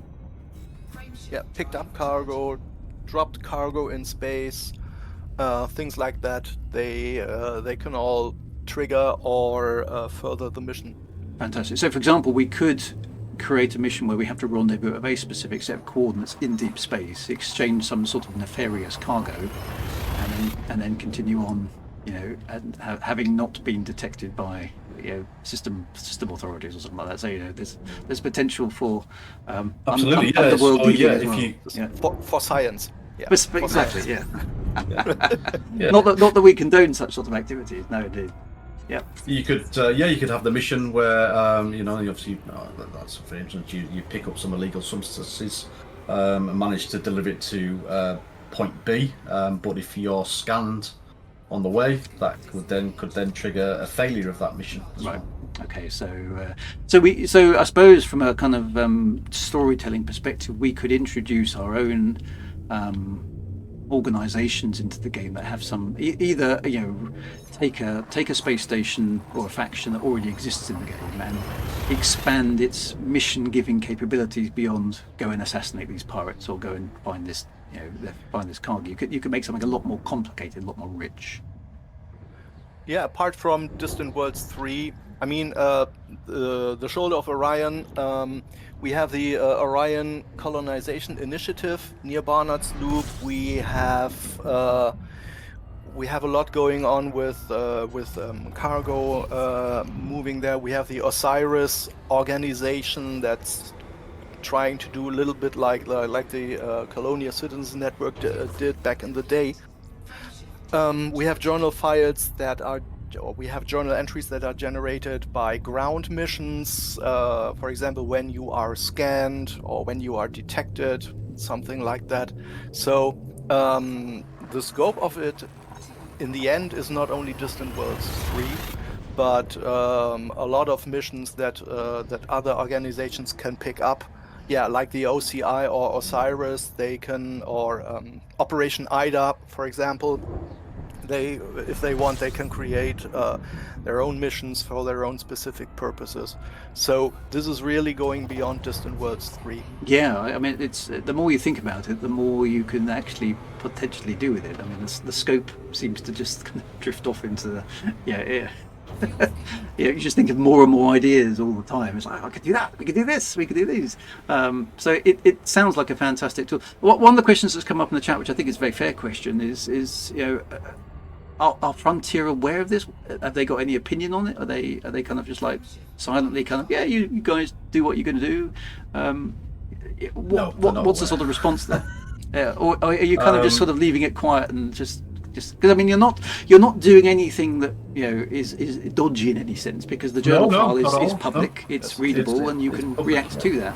So that's absolutely, yeah. There's no personal information taken or anything on the lines. There's nothing, no rules that we're breaking or anything like that. It's just literally what's available in the journal files, and that's how it does it. The only thing that it does take is it logs in via, because commander names are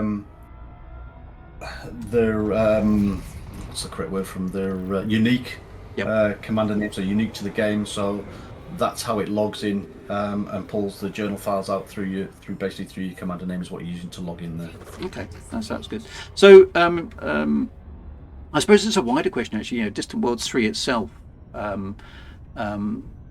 Frontier, I think, probably benefited quite a lot from the Distant Worlds 2 publicity. And they certainly were aware of Distant Worlds 2 and supported it by decals and things, or decals. We've had that discussion. Not sure how you pronounce that, but decals or decals, for returning pilots and stuff. Have they had much interaction with you in terms of assisting with Distant Worlds 3 or providing things for you or anything like that? You don't have to reveal any secrets, of course. Anything that's spoilery, but we've been in touch with them, and we've had obviously a response, but there's nothing official that we can report at this moment in time regarding Frontier involvement with Distant Worlds 3. Fantastic. Well, that's a very fair and very fair answer to that question, I think. They always play their cards very close to their chest anyway. That's very much on brand.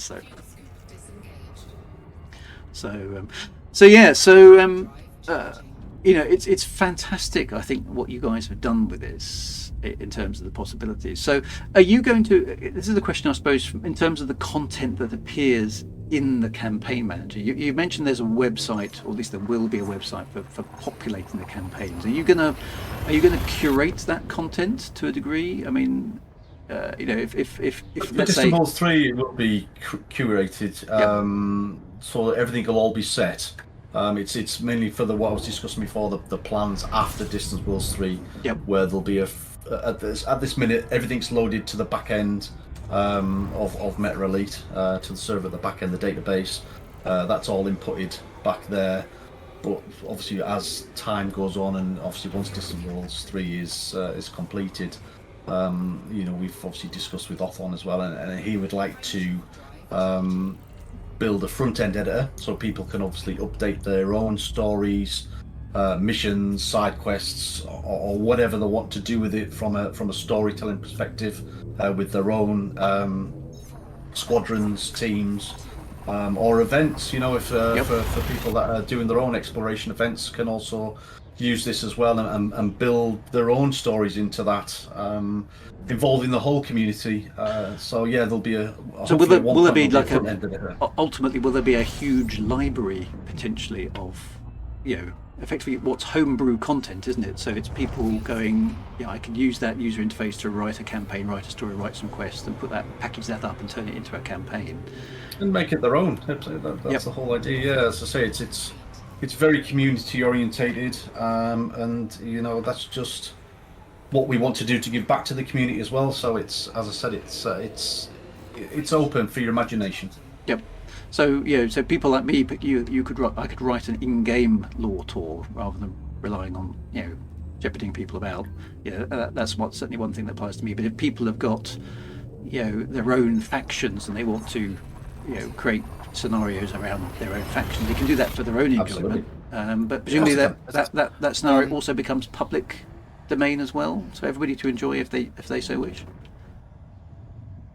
That would need to be discussed a bit further on, whether it would be a shared database or it'd be it's a bit more complicated than that. But well, that might be something that there would be a lot of missions on there that you would need to import. But I think looking at it logically, it might become a bit overwhelming on the screen to have that many options to choose from. It might be more per so the individual that's creating it, and obviously everybody else that joins into that side of it. Yeah. That's to be discussed a bit further. Yeah. Okay, so there's some potential. I'm just thinking if you guys, if this is very successful, I can't see why it wouldn't be successful, because it sounds so compelling, to add community-based content into the game. But one of the reasons we want to have such a dedicated story in Distant Worlds 3 is tied with MetaElite, is to show other players or other communities or vanguards, whatever they are called in the future, what they can do, because there are a lot of role players out there. There are a lot of lore enthusiasts out there. A lot of the, let's call it, the old lore. A lot of the old lore has been dumped or discontinued. There are still some loose ends, and there are player communities out there who have been creating stories around these loose ends for quite a few years.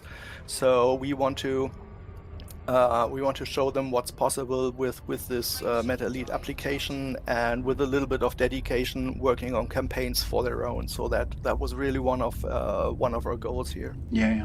So, would you foresee like Jasmina Halsey, for example? Well, yeah, we chatted about that before. There's unfinished business, isn't there? Yeah, in many places, not just Jasmina, but there's unfinished. Don't tell them. Don't tell them. There's unfinished business out there, and lots of different stories. So I suppose if somebody constructs a scenario which let's say ideally it would be the entire community would want to join in and enjoy that scenario, would you host that somewhere that everybody could access it, or because obviously this introductory campaign that I'm now flying is presumably centrally located somewhere on a server? Yes. Yeah, right. On a server. Okay, so would you would you take submissions to that server so that there might be like a central place where the most popular scenarios, or by some criteria the most quality scenarios that have been assembled by the community would be visible to the entire community? Quite possible, because that's basically how it would work. So anything that anyone, whether it's a front end editor, anything that anybody created would obviously end up on a database on the server. It just at this moment in time for loading all that sort of information in, that's something that we need to think about before it goes publicly released after Distant Worlds. Yeah, no, that sounds very good. There's a really good question in chat from Freya H, which is there a way to financially support the operating costs of the infrastructure of these utilities as we get close to release? I think people are thinking along the lines of, obviously there have been some really popular third-party tools in Elite Dangerous, some of which have sadly not continued for various reasons. So I suppose it's a double question. Is, can we support you guys now, and will there be a mechanism to help you continue it on for the lifetime of the game, let's say? Yeah, that's very kind from Freya. I think at the moment send us your tritium. Just give us a copy. No, I think at the moment in time, please. Yeah, I think at this moment in time, everything is taken care of via the Distant Worlds team. What is a possibility that we might do? I mean, Often's obviously very keen on non-profiteering from this as well. Yeah, it's a fine line. That What one, we'd probably isn't do is, yeah. So I think what we'd probably do, obviously, when it does get publicly released, we might put a donate button in there, and if people obviously wanted to donate, then they would be free to donate. Yeah. But at this moment in time, the team's taking care of everything. Fantastic. Well, I mean, obviously, vast appreciation to what you've already achieved, and and it's not just the finance; it's the sheer time and enthusiasm and the effort that's put into these things. I mean, the software has been developed over many years, and there's people writing stories, there's people generating content, there's people doing logistics and everything else that goes with it. There's a lot of work. I know, I know firsthand exactly how much work that is. So, the fact you're doing this for the community and giving them a tool like this, which the possibilities really elevate the game, it ratchets everything up another notch above what we've already experienced in the game. Wraps that sense of community and adventure, which is at the end of the day what we all want. We want to get out to the stars and have fun and do stuff. So. It's all about the community. Yeah, that's what it's all about. Fantastic. Right, I have literally just arrived in the system. So where am I going now? So if you've never been in the system before, you're going to need to scan it and find out obviously where MetaElite HQ is. Okay, so just press the rock button. So I'm doing a D-scan first. Do I need to do FSS to find this? Mm-hmm. Yeah. Okay, so I shouldn't fire those probes off, but never mind. Right, Nope. So I'm actually that's the wrong mode. Hang on a minute. That's the surface scanner. Why am I in surface scanner? Because I haven't got.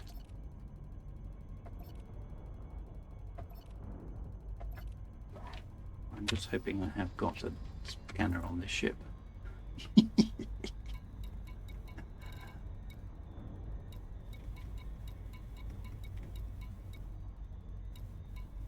I've got the scanner.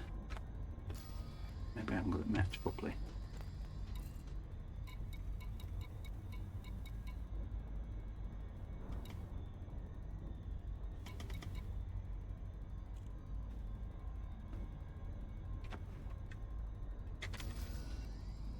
I'm not sure. Actually, I may have not even put an FSS scanner on this machine. Did you complete the first mission before we reset your tasks? So you should actually have it in there. I would have thought in your system map. You might see it. Let's have a look.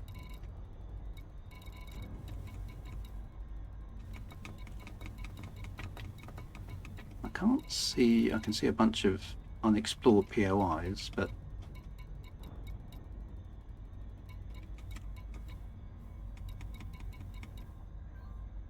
I suppose I could go to the nav beacon and scan that, couldn't I? That would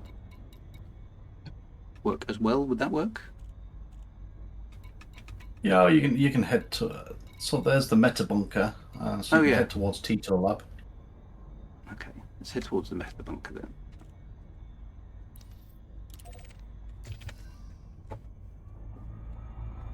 Yeah, guys, I don't know what your default key is for it, but the FSS is, as I said, as Shadow Knight said there, it is on all ships. It's built in, isn't it? Yes, that's interesting. So why is that? Yeah. Oh, there it is. It is working. There we go. No, I must have pressed the wrong button. There we go. Sorry. Right. Okay, well, let's do this properly then. There you go. Fantastic. Right. So, okay. So, I guess I'm looking for a body. Am I? You're looking for MetaElite HQ. That'll show up on there. So.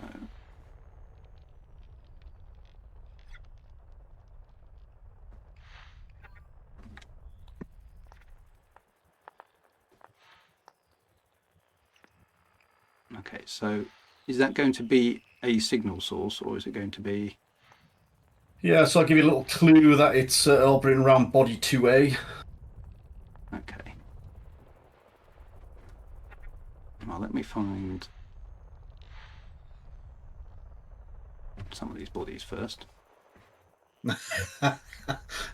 Just laughing at face open. I don't do this often enough, you see, this is my problem.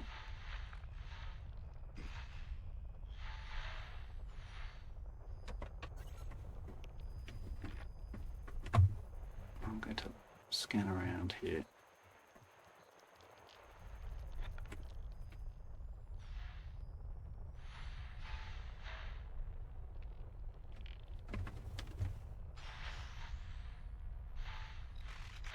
Alright, that's that one. So that's just degrade emissions. Okay, so start with, I need at this end. Maybe, there we go. Right.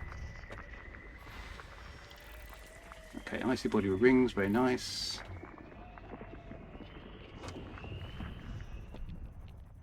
See another one there.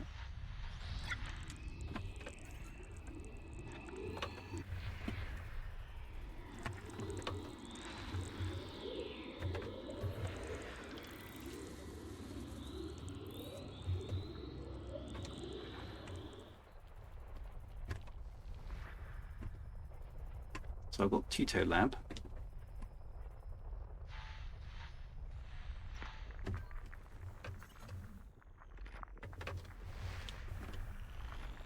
And the Meta Bunker, which is the mega ship you were talking about. Okay. Something down here as well. 1C, I think you said it was 2, didn't you? So Yeah, body 2A. well, okay, so that's 1 and 3. So I'm guessing I'm in. I may need to pop out of this and get away from the sun. It's so in the middle. Let's just pop out. Get the distance.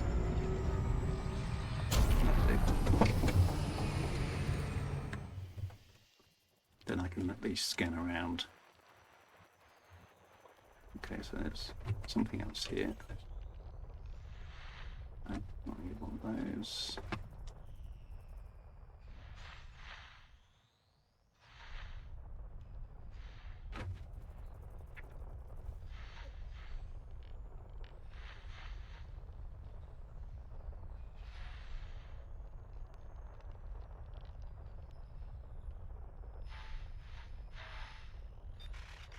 That's not one of those. Okay, so I need to be in this zone here.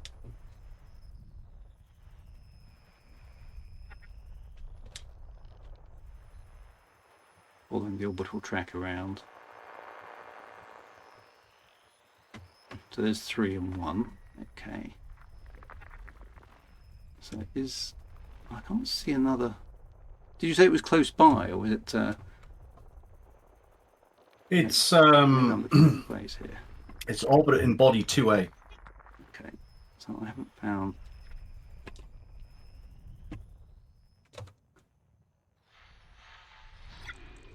There's another planet here. Okay, here we go. Okay, so there's 2. Right, we're getting close then. There's another world up here. There's a number of worlds actually. Here we go. Okay. There's 2C. I'm finding it. So, I mean, you're helping me out here by doing some cheating, which is great. So I appreciate that. Just assume Karnas is telepresenting. Yeah, there we go. So yes, exactly. Let's do it in game version. Okay, so 2B. Karnas Hollow Me is standing behind you. Yeah, exactly. That was one very close in there.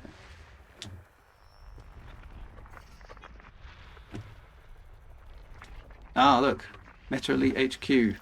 I have located it. So okay, so I've found, with a little bit of help from my friends, the target. So that will now presumably show up in my my contacts. There it is. There. Okay, so I've got it. Right. Okay, now we know where we've got to go to analyze the decision. What I'm just going to do is I'm just going to pause the game here for a moment, just to show people that screenshot that I took earlier on, so they can see the UI of the game. So let me just go and get that. I wonder if it will allow me to do it from here. Let me just add it in. Let's just try the window capture. That's also.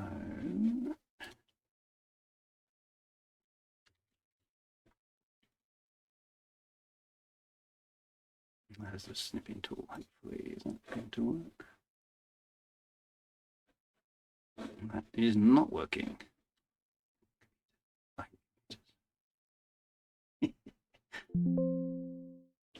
Sure. Okay. Let me open that app in Paint, which is just slightly confusing and annoying, but I'm sure we'll be able to see it. So hang on a minute. Almost there. Right.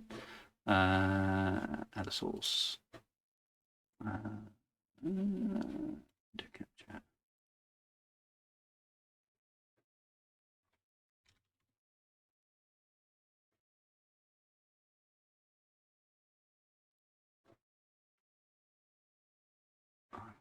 That's not working. That's really slightly frustrating. Why is that not appearing? Okay, let's try one more thing. I'm going to save the file and then just load it as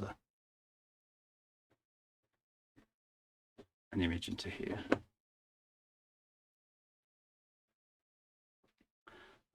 So that's now going to be a media file, isn't it?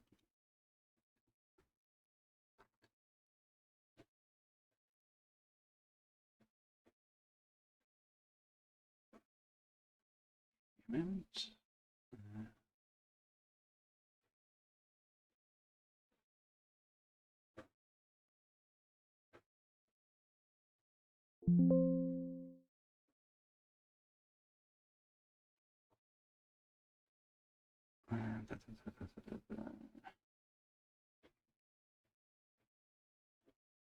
Right, hang on, almost there.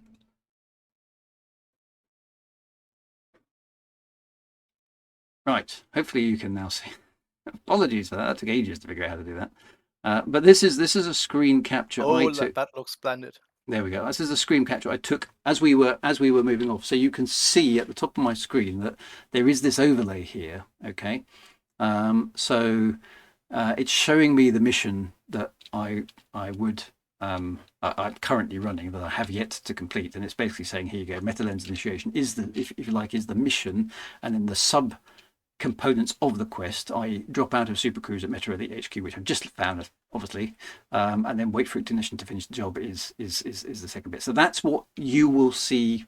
Everybody who's watching the Twitch stream will see when this thing is integrated into the game properly with the overlays. Unfortunately, for some reason, Twitch is not able to capture that when I'm normally playing. So I've been able to see that all the way through, and hopefully in a moment it will update as well. So right, let's do this then, and see if we can in fact complete this mission. So I've locked that on target. Let's get into Super Cruise. Oops, no, I was in Super Cruise. Pay attention. Right, here we go.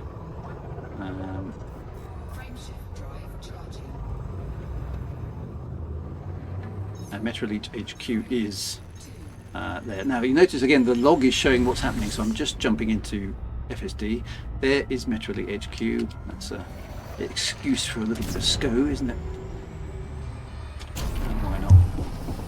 Okay, so so MetaElite HQ is what? Is it an outpost or a station? What is it? Yeah, it's an outpost that often built as part of the Shoulder of Iron event. Ah, fantastic. Okay, so outposts that are constructed by players can also, and facilities that can be constructed by players can also be, of course, event triggers themselves. So you can actually base. Not only can you construct things in the game, you can, with this, you can build missions and scenarios around things that you've constructed. Absolutely, yeah, and to construct as well. Oh, of course, yes. So you could have a quest to construct a thing and then base new missions off it once that's been done. Yeah, absolutely. So hopefully that's cogitating in a few people's minds now in the chat as to how clever this mechanism is, because it just allows more and more content to be generated and people to write stories around stuff. And obviously with the colonization mechanism that's now in Elite Dangerous, you can actually genuinely make your mark on the galaxy, right? Because you can create things that actually persist in the game. Yes, absolutely. And does this apply? I assume it does, but just to double check, does it apply to things on the ground as well? So does it, because it allows you to interact with Odyssey content rather than the classic just flying through space stuff? If it's in that journal Yes. file, Yeah. we can access anything. Anything. So it's literally, if it's in the journal file, it's good. Acquiring cat media will become very meaningful in the future. Yes. And glue, of course. Glue is very important. Yeah. One question I really need answering is will it allow us to buy a drink at the bar? pH neutralizers. Yes. Excellent. At last. Fantastic. Right, so we're finally here arriving at MetaElite HQ, which will allow us to complete this very, very short mission arc. Yeah, I don't know whether the community will hear it, but when you do complete a mission, there is a distinctive tone to let you know that mission has been completed. Excellent. And as you can see now, there the information on the left-hand side of your screen is being updated. Yeah, with the information. I've just managed to take a screenshot of that. So again, I'm just going to pause the game so people can see what I'm seeing. Apologies once again, it's not in real time, but at least I've got a mechanism now. I can show you how it looks to me as a player. So I'm going to go back to this mode here. Let me just get rid of this one, and we'll put up a new one. So as I've literally just arrived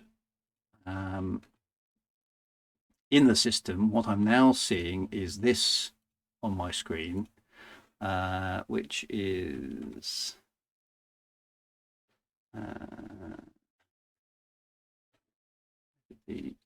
how did the clip go?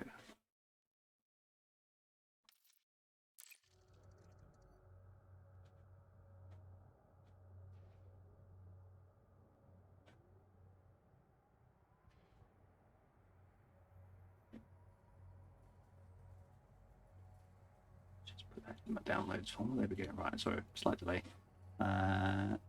So I'm now seeing this, folks, on my screen. So again, apologies, I can't show it to you live, but this is what I'm now seeing. This is another screenshot from the game directly. So I'm just going to cull the chat for a moment so that you can see it. So what I'm seeing here is now completed both missions now, because yep. The first mission is basically to drop out of Super Cruise at the MetaElite HQ, yep. Which is what you've completed. And then what happens is then after a certain amount of time, wait for the technician to install the MetaLens. So that's a time narrative that you spent in the system, yep. At the MetaElite HQ, and then that's now your MetaLens completion and obviously added, and that mission's complete.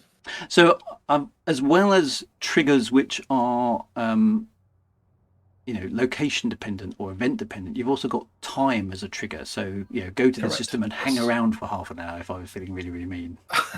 Yes, very much so. Yeah. Fantastic. Okay, so that's pretty cool. Let me switch the chat back on. So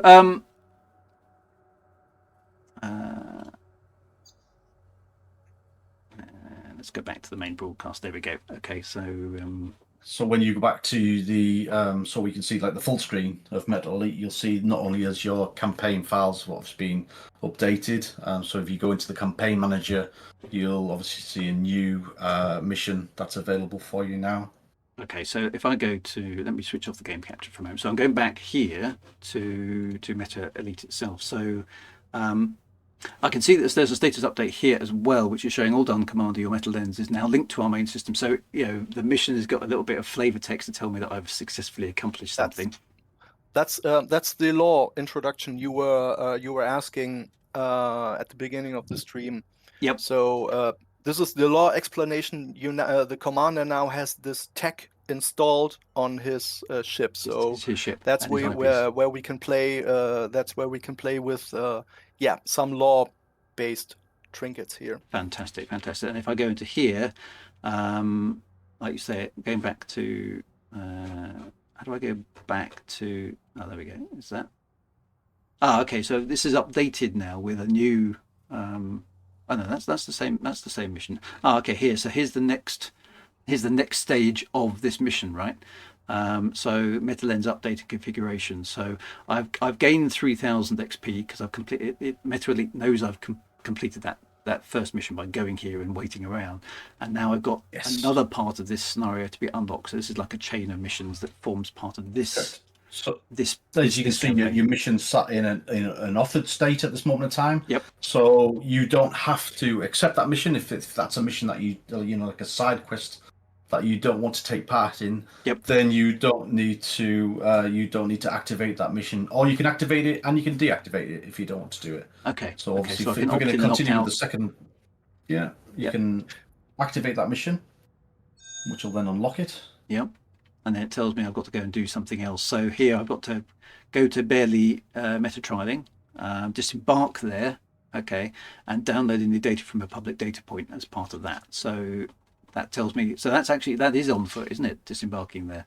It is indeed, yeah. Yep. And you're going to go to a data point and download some public data. I mean, don't get me wrong. This is obviously very basic sort of stuff. It's a go here, do that. Go here, do that. It's just mainly obviously for the demonstration purposes of what it can do. What MetaLens can actually do. It gives people an idea of the content. So but it's nice here because you're blending the on-foot content with the in-space content, which is going to make it more lived in. And in fact, that is something that I think I'm correct in saying that you can't do with the existing Frontier missions because they're either kind of on foot, aren't they, or they're although you need to fly your spaceship to get to various places. You've almost combined here, do stuff in your spaceship and do stuff on foot, and then potentially get back in your spaceship and do some more stuff, right? So you've actually got more complexity here. We have, for example, players have been complaining about exobiology being kind of boring or repetitive. So you could give with exobiology missions, you could add some more flavor to incentivize players to scan different plants, different flora, and you can link that again to campaigns and make exobiology a little bit more meaningful. And that's why we will have an exobiology project on Distant Worlds 3. We have 4 major projects going on in Distant Worlds 3, and exobiology in combination with this MetaElite is going to play a big and important role, because who doesn't want to have a hydroponic garden on his carrier? Okay, nice. Yeah. Okay, so you can add context and flavor and excitement around the kind of standard mission tropes that are available in the game. And having plants on your carrier will make the NPCs happier, so they will give you more missions and etc. Brilliant. Guys, that's been an amazing demo. There's obviously a lot more depth to cover in there. We'll probably have you back for a future thing closer to the time when this thing comes out. So, I mean, the obvious question I think the chat's now going to be asking is, okay, when the hell do we get our hands on this then? Is there a release date, or is it a Frontier soon, or what can we expect? We'll publicly release this because obviously we need to kind of mass test it as much as possible to see how it stacks up to obviously a lot more commanders that we can do in-house. So we'll publicly release this probably towards the end of August time, which will make the download available and the information on the website. And then, let everybody have a go. And there'll be a few things I remove because there's a few things in there related to Distance World, which we'll have to take out. But towards the end of August, it should be good for you guys to get your hands on it and give it a good test. Fantastic. So in the meantime, you can all scribble your missions on paper, like in the old Dungeons and Dragons days. Fantastic. And when the exo file is released, you can go wild. Brilliant, brilliant. And in terms of your content creation and various bits and pieces, so have you got a full team assembled for all the content you think you need to create, or are you looking for volunteers? What's your sort of situation with regards to populating this and making stuff up, shall I say? Well, I believe there was a bit of a rumor mill that you would be helping us on that little journey. I could be convinced. Yeah, yeah. Thought you might be. It wasn't difficult.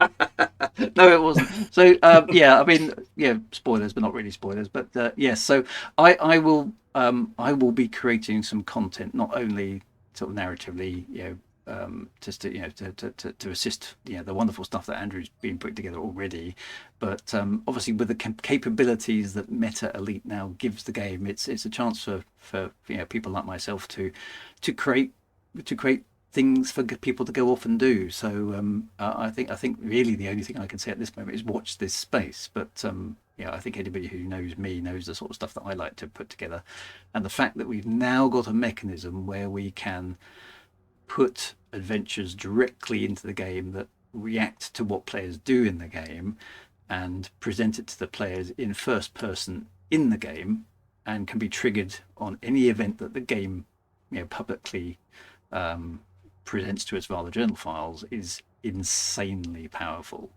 And it really is, to me, it's kind of like, if only such a mechanism had been available years ago, maybe things would have been different. Who knows? Maybe. We'll never know. We'll never know. History is what it is. But what could have been, all those sort of things. So yes, guys, it has been an absolute pleasure having you chatting away tonight. It just it's so exciting. I think that's the best part of it. It really is genuinely exciting. The possibilities that we have here. Huge amounts of appreciation for you both, and the wider Distant Worlds 3 team. I know that's a big team. And is in the final few moments of this stream, is there anything else we can do to support you at this stage, or is it just a case of spread the word, get people to sign up? What would you have us do? Yeah, absolutely. Just keep plugging away. Obviously, we'll keep releasing updates as time goes on. Just obviously from the Distant Worlds team, we'd just like to thank the community. Thanks for getting behind us. Obviously, showing a massive interest in Distance Worlds. We can see by the sign-ups that are going on, how quickly that's taken off. The compliments, the messages we get, it's all noted and obviously duly appreciated. Fantastic. Well, we'll obviously keep spreading the word. We'll have you back on the stream at some point as well, and just keep pushing it as hard as possible, because I think exploration, narrative, lore, adventures, quests, scenarios. I mean, who doesn't want more of that in Elite Dangerous, right? Absolutely. Fantastic. Well, I'm going to sign off now. But thank you ever so much for that. I think that was my flying and inept flying skills notwithstanding, it still worked as a demo. So well done. If it can survive me, it can survive. You arrived. We got there in the end. I have recorded this stream as well, so I'll put it up on YouTube with an appropriate kind of handle as well, so we can use it as a reference for an extended demo, I suppose, and discussion around Distant Worlds 3 and obviously MetaElite as well. But otherwise, thank you ever so much to Andrew Gaspar and to Commander Galnet for not only babysitting me through a demo of MetaElite, but giving us all the background on Distant Worlds 3. Guys, it's been an absolute pleasure to have you on the stream, and look forward to speaking to you again. Thanks for having us. Thanks for having us. It's been Pleasure. a blast, and see you next time, I guess. Fantastic. 07 Commanders, see you in the black. Right on, Commander. Absolutely, 07. And from the chat, guys, just before you go, there's huge appreciation. I don't know if you can see that on your screens if you're watching it as well, but there's a lot of enthusiasm for that. So we'll try and channel that enthusiasm as Distant Worlds continues to mature. But well done, and see you out there in the void, my friends. Thanks very much. Good night. Yep. Good night. Thank Take care, you. Good guys. night.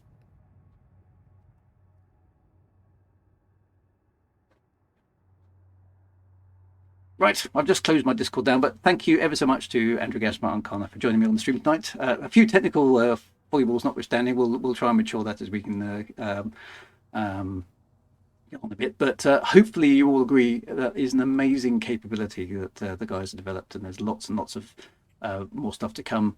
I will, as I mentioned, be adding some content in there as well, so there's plenty to look forward to. I think you can reasonably expect, once I get to grips with of how to construct these things, is an in-game lore tour that you can actually pursue, and it'll be mission-based itself. So that'll be enormous fun for me to put together and kind of add into the game in a very tangible sense. So it's going to be interesting. It's a very, very clever technical solution, and Distant Worlds 3 will be the place where we'll see it hopefully come into its own and get some widespread recognition. So if you are members of Discords and various other bits and pieces, if you want to refer people to that, I think the more this gets known, the better the chances of it being extremely successful are. So I think the Distant Worlds 3 folks and myself would appreciate that we make this known that this thing is coming, and then what it can kind of do. Obviously I'll get this VOD up on YouTube shortly as well for people to review. So very powerful, very exciting, and I think it really speaks to A, the community, and B, the sort of things that we like doing in Elite Dangerous, getting our stories in there, and now having a mechanism to do that in game. I think it's going to be really good. So that's fantastic. Makisha Games, hit me up on Discord. Send me a DM there, and we'll have a chat. See what we can do. Thank you very much for that. Appreciate that. But for the rest of you, it is time, alas, once more for us to depart. But we'll be back again in the future. I won't be here next Wednesday, I'm afraid.